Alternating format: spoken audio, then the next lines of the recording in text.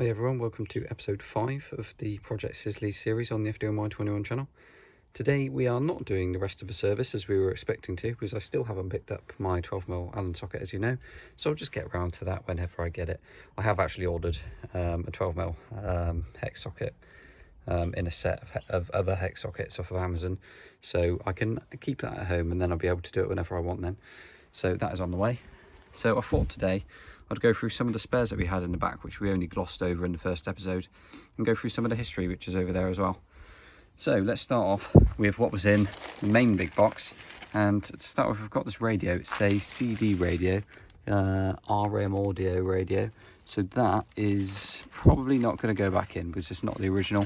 Looking through the original manuals, we can see that there was a Panasonic in there originally, a tape deck one. I'm not too worried about finding the exact right one, because well, I did already look it up, the model number, and it's a very rare one, so yeah, might be a bit of a hard find, that one. But yeah, a tape deck would be nice. I think this is obviously what it should be housed in, and we did gloss over that in the first episode as well. The centre is obviously broken, but I have spares of those, so that is fine. We'll find another one of those, dig it out, stick it in when we're going to get around to that. That looks like a brake master cylinder to me. Looks actually quite new. It's got new plugs in it, so I wonder if it's been rebuilt, or even if it is actually just a new one. Hopefully we don't need that because the brakes do actually work, but we'll get around to that. Here's some of the old stuff. We had that fuel pump distributor cap, a couple of other bits.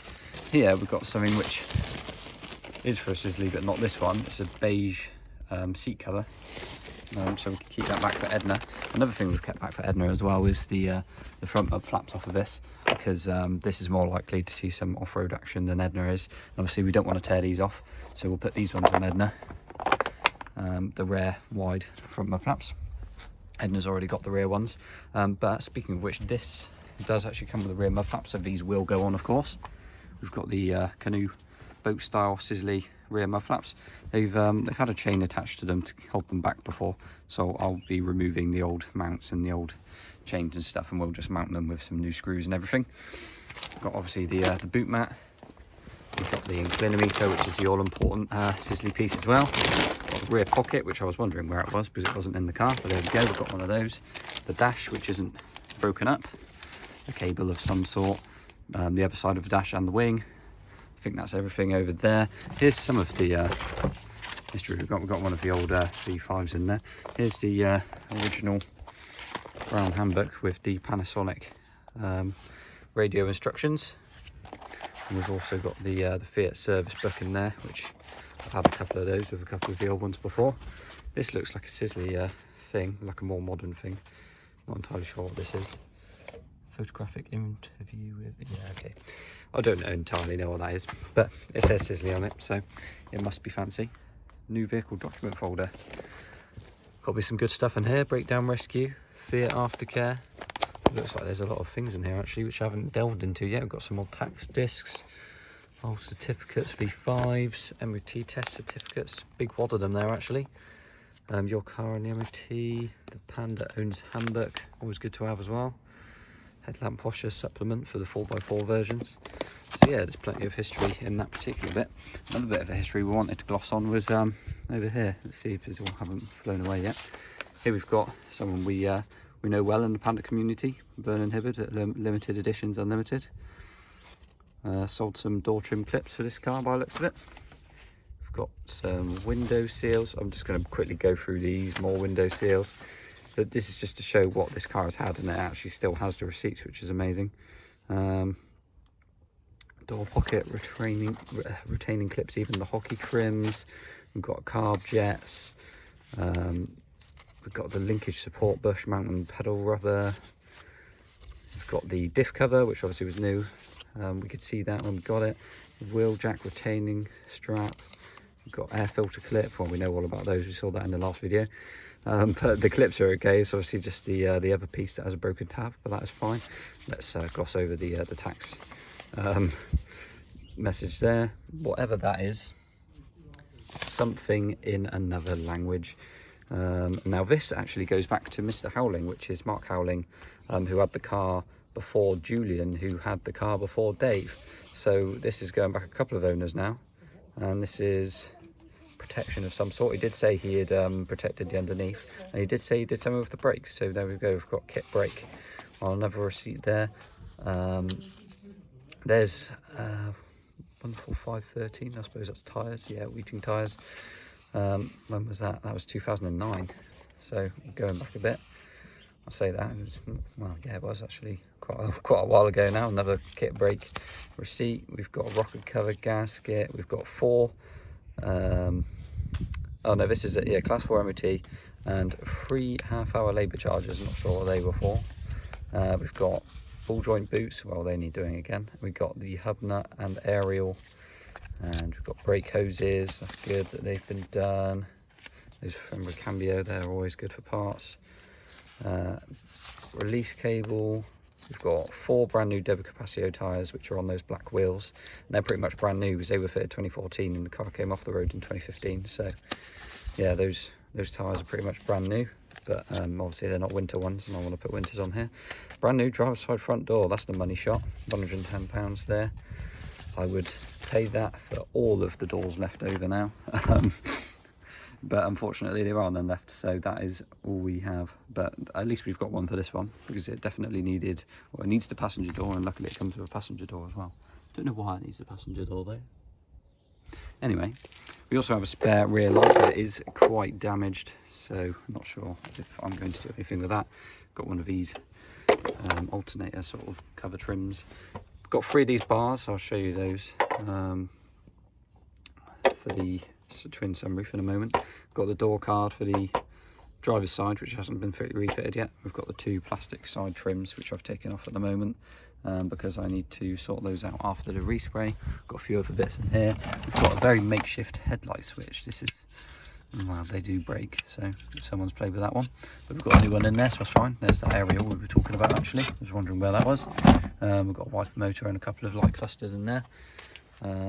But yeah, that's pretty much it for spares there. We've got obviously the seat in there. There's a couple more of those bars and the hockey trims that hold the carpet in.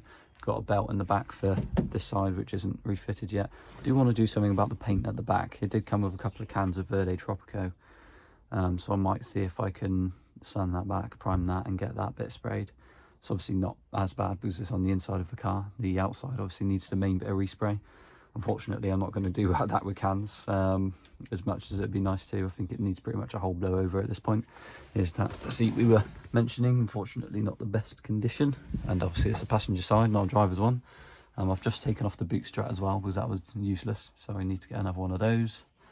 Yeah, I've also got these centre caps. Unfortunately, they're not original Sisley ones, but they are very hard to find. So I think we're just going to go with fitting those, and obviously the original Sisley ones, you don't want to break them anyway, so there is that. And I've taken off the rear badges, ready for the respray to start taking place at that particular point. I've got an old fan switch by the look of it there, a couple of seatbelt cover pieces. Now I've got a Haynes manual, which is obviously what you need if you have a classic Panda. We also have this lovely service manual, which is very rare. For the Fiat Panda 4x4. I haven't gone looking too much for it yet, but it gives you loads of data in these, and these are quite hard to find, I believe. So I'm happy this came with the car. So yeah, that's great. Not in the best condition, but you know, it gives you the information you need, and that's always good. I do need to look at remounting this as well.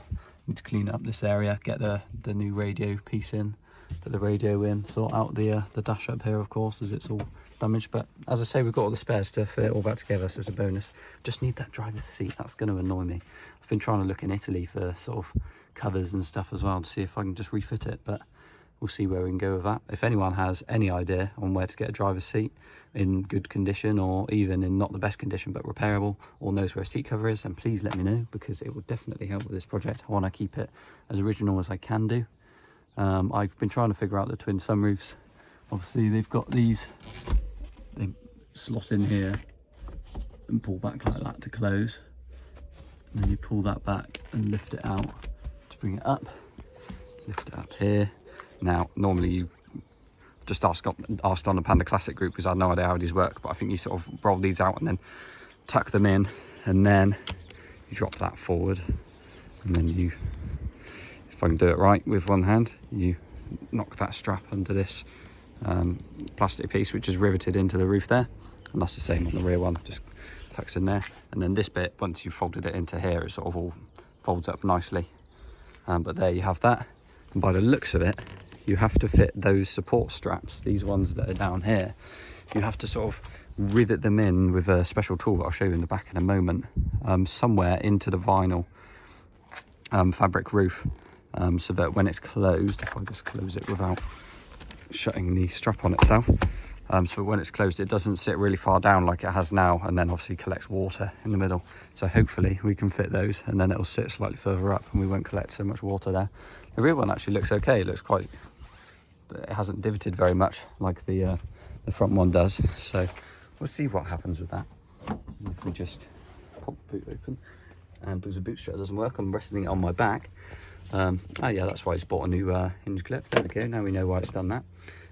This looks like the tool to put together those pieces, and there's some sort of rivet kind of things under there, so hopefully we can do something with that. I just need to get the measurements to know exactly how far they go. Anyway, I thought this was going to be a small video, but I've actually made it 11 minutes, so I best sort out these mud flaps and then get on with doing the rest of the video before I make it a really long one again. Well, with the cunning use of some mole grips, and well, not that screwdriver because that didn't do anything on the heads that were left, but using a flathead screwdriver as well, I've managed to get all of the old straps and screws out. So hopefully we can give these a quick clean and screw them on. Didn't I say something about there being a cat featured in every video now? What do you reckon? Yeah. The first mud flap I've just very briefly cleaned and screwed on, quite crudely, but here we go. We've got 4 screws and 1 bolt on nut on the end. It's pretty sturdy. It's not coming off of there unless you rip it out. Obviously the original mounts went here and across and around, had a little clip in the top, had a little something in the side there as well. Haven't got another one for you to compare to, but these mounts rust away, and well, that's exactly what's happened with this one. So we've gone for this, and it's pretty sturdy, so I'm going to go with that. So let's get on to the other side. And here we are, both of the mud flaps are now on. We've done the other side, done a similar arrangement. We've got 4 screws and then the bolt on nut. I have actually cut the thread off the end of the bolt on both sides because it was getting a bit close to the wheel with the wheels on, because obviously it'll be a bit higher up when the suspension is taken up when the car is back on the ground. I'm hoping that'll be enough room there, but obviously I can always turn it around and have the bolt side on the other side, but having it cut down should be okay. So hopefully, yeah, that'll be absolutely fine. We've got the rear wheels back on now on both sides, if I can get around all of the tools that I've dropped on the floor at the moment. Yeah, we've got the wheel on this side.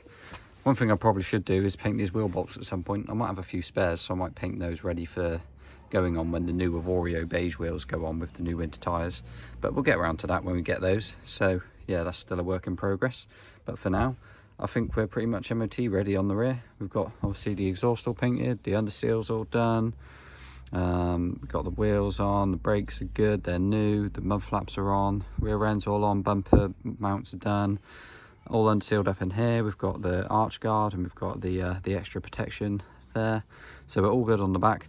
So now it's all focus on the front and on the inside and everything else.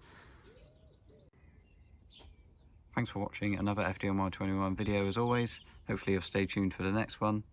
And yeah, hopefully soon with a bit more work we can get into the real fun stuff, get an MOT on it and actually start using it, and obviously sort out this this paint and everything. Still plenty to do. Projects like this always do require lots. I mean, ultimately at least it hasn't needed tons and tons of welding, which is a bonus. But yeah, we're getting there. We're a few episodes in. We've got a few more episodes to go of extra bits before we get that MOT done. But yeah, there's plenty more to come, so please stay tuned. Thanks very much for watching and have a good one. Here she is, emerging from the garage in all of the mess that I still need to clear out somewhere. The cat. Again.